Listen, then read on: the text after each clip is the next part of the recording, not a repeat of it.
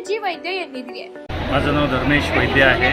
मी Maharashtra स्टेटचा state president आहे आणि भगवान बाबांची जी हे प्रेम प्रवाहिनी रथ आहे ते पुटपर्तीवरनं 24 एप्रिल 2025ला पूर्ण भारतभरासाठी निघालेली आहे आणि असंख्य अनुभूती भगवंताची सगळ्यांना होत आहे आणि सगळे लोक खूप आनंदाने उत्साहाने ही प्रेम प्रवाहिनी रथ आहे त्याचे दर्शन घेत आहेत। सगळीकडे गावागावांमध्ये खेड्याखेड्यांमध्ये छोट्या छोट्या खेड्यांमध्ये सुरगाणा तालुक्यामध्ये जिथं 1200 वॉटर प्रोजेक्ट सत्यसाई बाबांनी केलेले आहे त्या सगळ्या गावांमध्ये खूप उल्हासाने ही रथयात्रा होऊन आज नाशिकला 3 दिवसापासून आहे।